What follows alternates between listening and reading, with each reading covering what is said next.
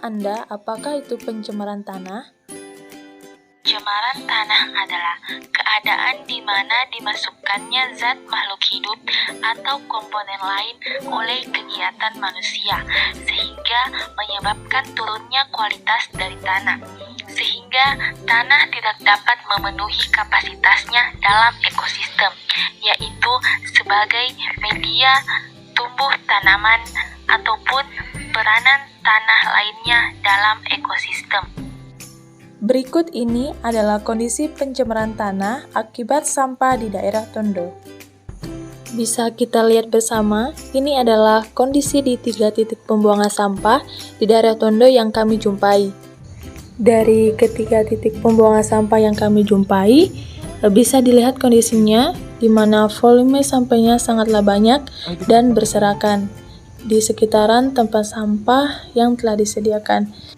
Nah, bahkan sampahnya itu sampai ke jalan. Nah, akibat penumpukan sampah inilah menyebabkan terjadinya pencemaran tanah karena volume dari sampah ini sangatlah banyak dan telah menyebar luas di sekitaran tempat sampahnya. Nah, dengan kondisi ini tentunya dapat menyebabkan terganggunya lingkungan sekitar. Apa saja sih dampak yang ditimbulkan akibat penumpukan sampah ini? Yang pertama adalah mengurangi kesuburan tanah.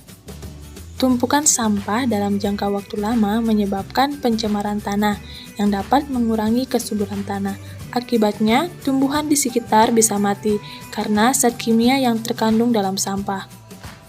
Yang kedua, memicu pencemaran lain.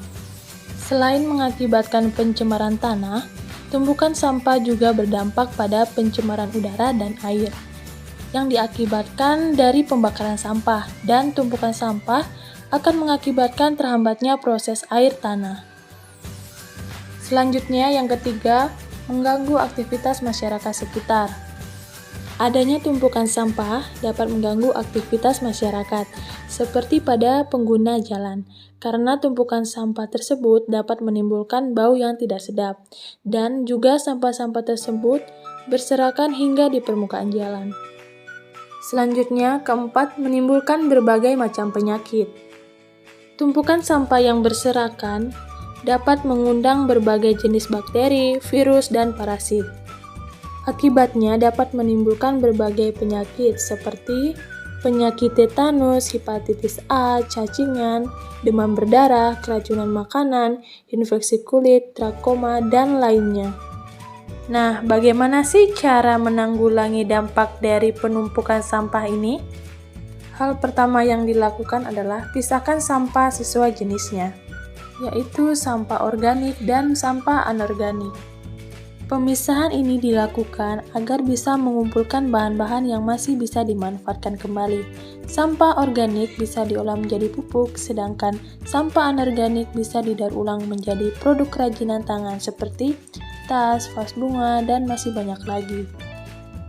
Selanjutnya yang dilakukan adalah membuang sampah pada tempatnya.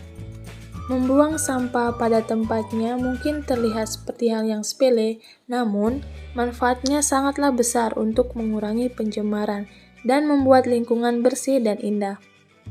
Selanjutnya, yang bisa dilakukan adalah melakukan gotong royong untuk membersihkan sampah. Dilakukan gotong royong ini tidak hanya membantu membersihkan lingkungan sekitar, namun juga akan membantu mempererat jalinan kerjasama antar warga masyarakat. Yang terakhir, meningkatkan kesadaran diri masyarakat setempat. Tingkat kesadaran masyarakat dalam menjaga kebersihan masih tergolong rendah. Terbukti meskipun sudah diberi tanda larangan untuk membuang sampah, masih tetap saja membuang pada tempat tersebut.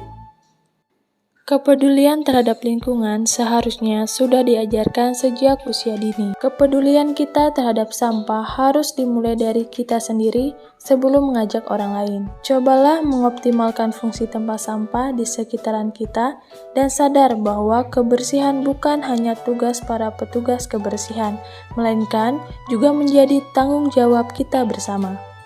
Mari lindungi bumi kita dari bahayanya sampah yang dimulai dari diri kita sendiri.